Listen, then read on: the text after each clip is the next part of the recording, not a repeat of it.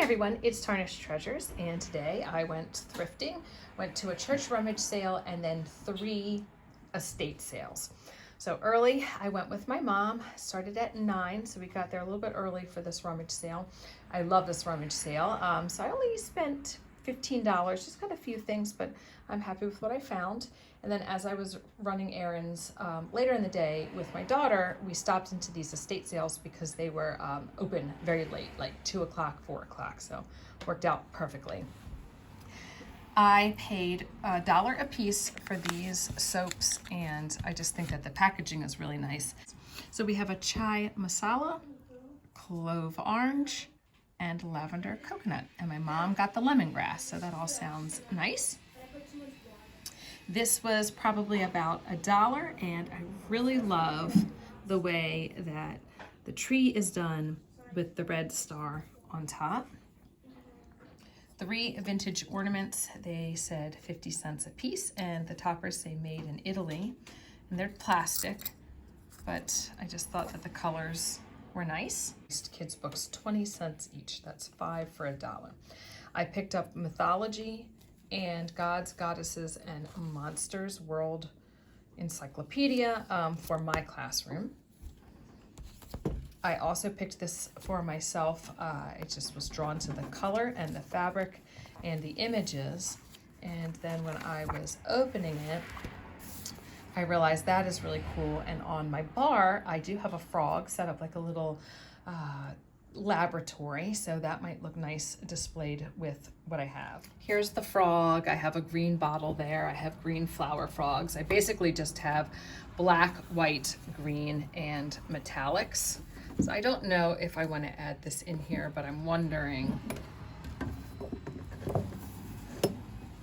like maybe I would tuck it and a little bit shows through, and then you can see the green reflected in the mirror.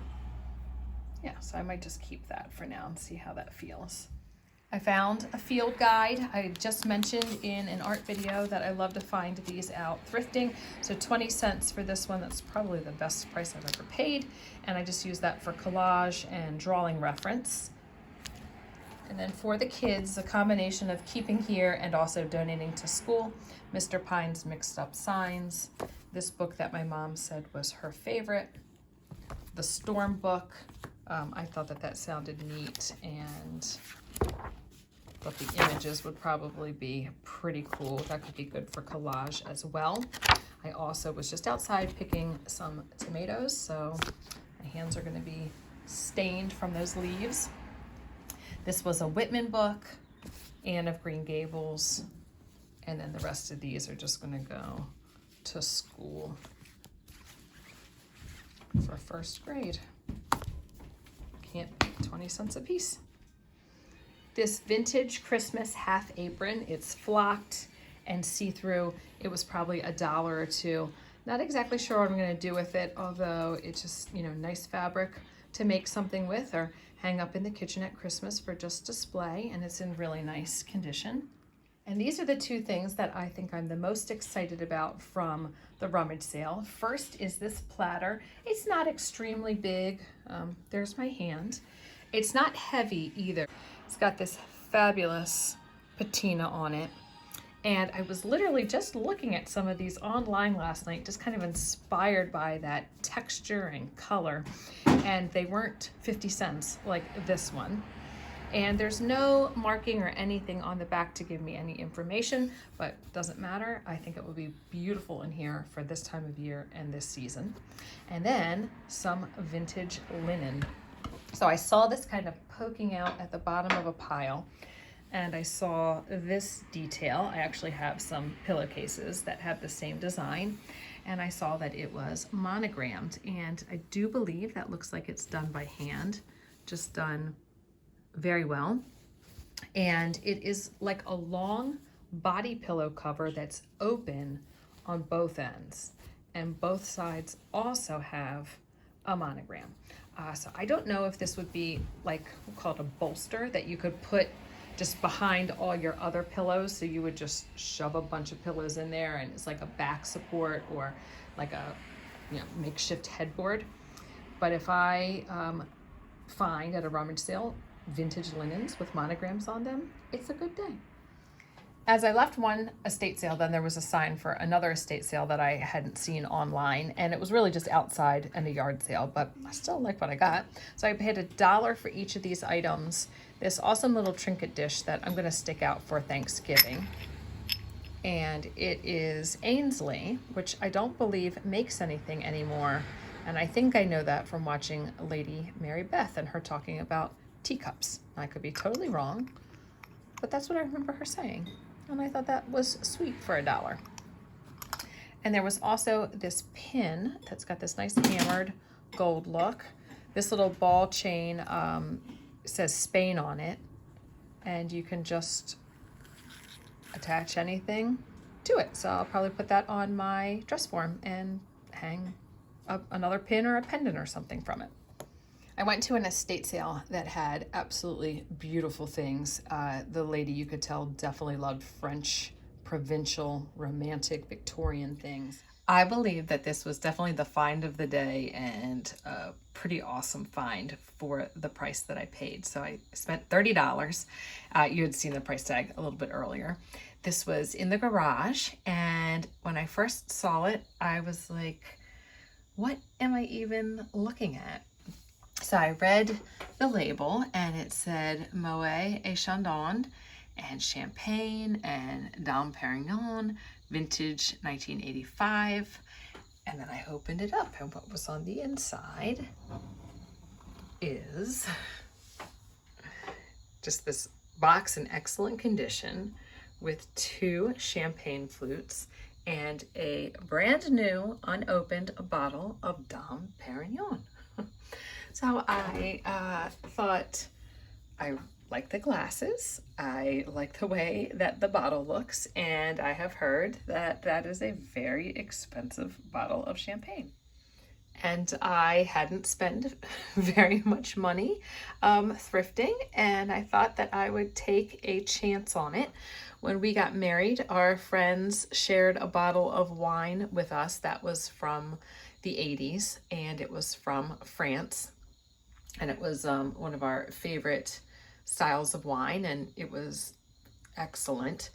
So I thought, well, just because it says 1985 doesn't mean it's bad. And actually, the fact that it's 1985 means it could be really, really good. So I took a chance on it, and I did a little bit of research because I don't know too much about this stuff. And this is a winery, if that's what you would call them in France. And they are known for making this specialty champagne, Dom Perignon, which is a monk's name who they credit to discovering how to make champagne. And vintage 1985 means that this bottle is from 1985, and the wine or the grapes used are only grapes from 1985. It's not a mix from like 84 and 85. So that's why they use the word vintage, because they can authenticate that they're only from 1985. And they've been making this champagne since 1921, but they don't make it every year. They make it when they have an excellent crop. So since 1921, so 100 years, they've had about, I guess, 45 or so vintages. So not even every other year. And this one was from 1985, and it's a mix of Chardonnay and Pinot Noir to make this. Well, there's no sediment in it. There are still bubbles in there. I believe that a brand new bottle is $150. So the fact that this is 36-year-old Dom Perignon in a box with these engraved flutes. See if you can see. There we go. I don't know what I found, but I'm very excited. And I just said to myself, well, if those are some French glasses and that's just a pretty bottle, that would look nice for decor in a nice box. Go for it. So I went for it. And I think I need to save it to celebrate. So I'm thinking when I hit 100,000 subscribers, which will be about 50 years from now, I will open up the champagne and celebrate. And actually I did the math, and if I continue to go at the rate that I have, it will actually be 70 years from now that I will be able to drink this. Although, if you convince people to subscribe and we get to 100,000 quicker, then I can make a video of opening this up and tell you how it tastes. If it's vinegar, if it's lost its bubbles, or if it's amazing.